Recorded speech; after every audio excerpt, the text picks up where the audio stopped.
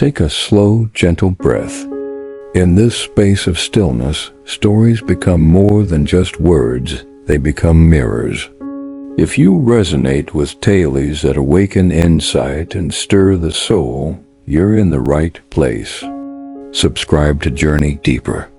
Now let the story unfold.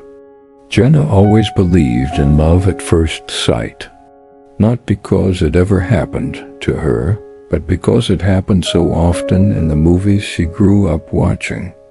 As a girl, she would press her cheek against the cold window of her bedroom and imagine her own life as a romantic film, the music swelling, a man in the rain, some grand gesture that would change everything. The expectation lodged itself deep within her. Love had to feel like lightning, or it wasn't real.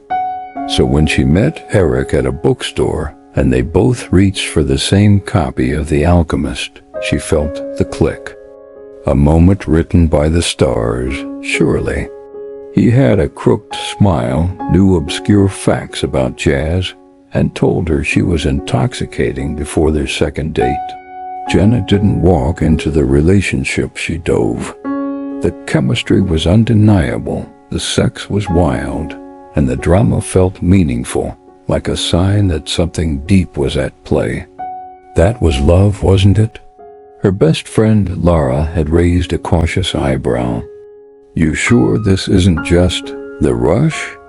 Jenna had laughed it off. Laura didn't get it. She wasn't inside the movie. She couldn't hear the music. But after a year, the score had faded. Eric didn't notice the way she liked her coffee anymore. He was always half on his phone, half out the door. When they fought, it wasn't passionate, it was hollow. The pain didn't come from what he did or didn't do. It came from how little it all matched the image in her mind. Jenna clung harder. She planned surprise dinners, wore his favorite perfume, read articles on how to rekindle the spark. The harder she tried to recreate the opening act of their love, the more it slipped away. He grew colder. She grew lonelier. The movie had turned silent. She sat alone one evening on the couch, watching a romance film. The main character was crying in the rain. Jenna blinked. It looked ridiculous. Was this what she had modeled her whole emotional life on? A screenwriter's fantasy? A quiet voice rose inside her, not spoken but felt. Attachment masquerading as love leads to suffering. The words didn't come from her intellect. They came from her exhaustion. For the first time, she questioned if she had ever truly loved Eric or anyone at all. Maybe she had only loved the feeling of being wanted, of mattering to someone, of playing a role she had memorized long ago. Love, she was beginning to suspect, wasn't something to chase or perform. It might be something else entirely. The breakup wasn't dramatic. No slammed doors, no weeping in the rain.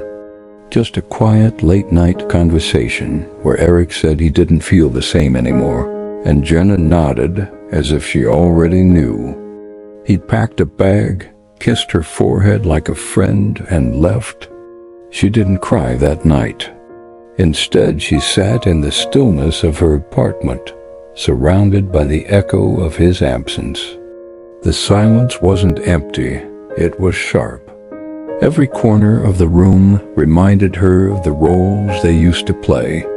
Dinner dates, whispered jokes, tangled sheets. Now it was just her, a half-warm cup of tea, and a quiet unraveling. She turned on the television for noise and caught her own reflection in the black screen. Eyes blank, shoulders tense. The girl who used to wait for love to sweep her off her feet looked exhausted. She hadn't been living, she'd been chasing. In the days that followed, she didn't tell many people what had happened. She simply drifted.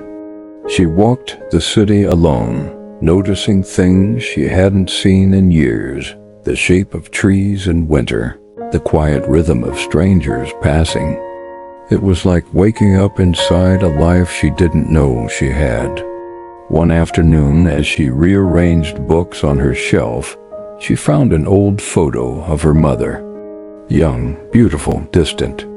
Jenna remembered how her mother used to sit in the kitchen, staring out the window long after her father had left. She had never spoken much about love, only warned Jenna not to give her whole heart away. Now, Jenna wondered if her mother's silence was not caution, but grief. Maybe they had both lived lives written by someone else. What we cling to, she read once, reveals what we fear losing. Jenna thought about that. What had she feared losing so much? Her image as the romantic, her status as someone who was chosen, her belonging to the story. But the story had never belonged to her. Weeks passed. She reconnected with Lara, who had gone through her own quiet heartbreak. They sat in a cafe and shared slices of vulnerability like pieces of cake. Lara confessed she had never really loved the man she left, only the idea of not being alone. Jenna nodded. Same. They both laughed, a little bitterly, a little free. Maybe, Lara said, stirring her tea, we were taught to love badly, loudly, desperately. And maybe, Jenna replied, we can unlearn it. Their eyes met not in cinematic revelation, but in the calm recognition that they were no longer auditioning for love. They were beginning, instead, to learn how to stay with themselves. It started with silence. Jenna found a local meditation group that met on Thursday evenings. The room was simple cushions on the floor, a bell in the center, a teacher with soft eyes and an ageless presence. She didn't understand the chants or the structure at first, but something about the quiet pulled her in. One evening after a sitting, she stayed behind and asked the teacher, "How do you know if what you're feeling is love or just?" The teacher smiled gently. "Love isn't something you fall into. It's something you return to." Jenna blinked. That didn't sound like anything she had seen in the movies. In the weeks that followed, she began to observe herself like someone watching a film, not judging, just noticing. The flickers of need, the rise of hope, the sudden dips into sadness. She started keeping a small notebook, jotting down moments when she caught herself rehearsing old lines. "If I do this, he'll love me. If I change that, maybe they'll stay." It was astonishing how often her mind tried to script life. She practiced sitting with discomfort. The kind of discomfort that doesn't scream but lingers, quiet expectations, subtle disappointments, tiny hungers for validation. They weren't dramatic, but they were constant. And slowly, as if a knot began to loosen, she found space. Space between the thought and the reaction, between the urge to reach out and the decision to simply be. One day, while watching the sunlight flicker on her bedroom wall, she felt something unfamiliar, peace. Not joy, not passion, peace. A calmness that didn't need a partner, a reply, or a resolution. Freedom begins when you see the story, not become it. She read that in a book of Buddhist reflections, and it echoed through her like a bell. All her life, she had tried to become the story of the heroine, the lover, the one who gets chosen. But now she was watching the story dissolve. In its place was a stillness that didn't require a soundtrack. She didn't stop desiring connection. She still longed sometimes, But she no longer believed that longing needed to be fed. Sometimes it could just be witnessed, and in witnessing it, something shifted. It wasn't detachment. It was intimacy with herself. The first time she felt attraction again, it didn't crash through her like a wave. It arrived like a breeze. She met someone new, Theo, a quiet man with kind hands and a voice like weathered wood. He didn't rush her. He didn't overwhelm. He listened. They went for walks, sat in silence. Sometimes they kissed. Sometimes they didn't. She didn't try to impress him. She didn't twist herself into a version of desirable. Instead, she practiced 3 simple things: listening without projecting, being with someone without needing them, expressing without possessing. She told herself, if this doesn't last, it's still worth it. Because love isn't in the outcome. It's in the attention. Theo never promised her forever, but he offered presence. And that, she realized, was more rare than any romantic vow.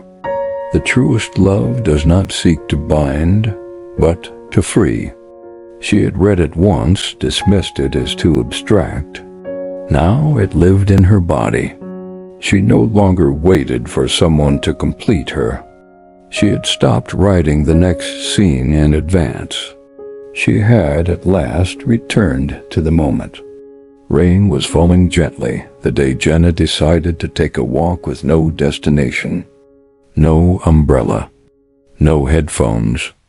Just herself, a soft drizzle, and the quiet rhythm of feet on wet pavement. She walked through the old park where she used to meet Eric, past the cafe where she and Lara once shared laughter and secrets, past the bookstore where it all began. None of it hurt. There was a time when these places were stitched with longing, sharp with memories. But now they simply were. Like clouds passing overhead, real, but no longer defining. At one point she stopped beneath an old oak tree.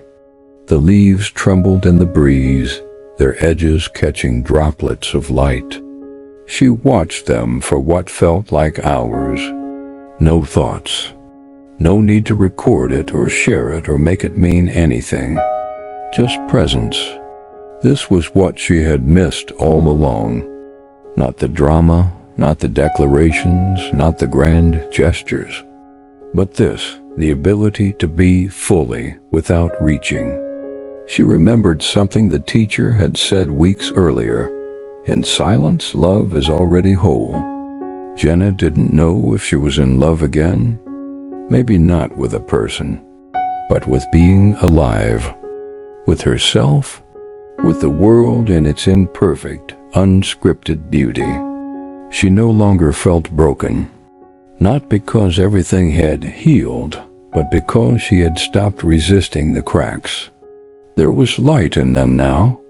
She walked home slowly, her clothes damp, her heart unburdened. No cinematic ending. No music swelling. Just the steady beat of her own return. She sat by the window with a blanket and a cup of tea, watching the rain slide down the glass. For the first time, she didn't want to be anywhere else. She wasn't waiting for someone to arrive. She wasn't waiting for a plot twist. She was here, and it was enough.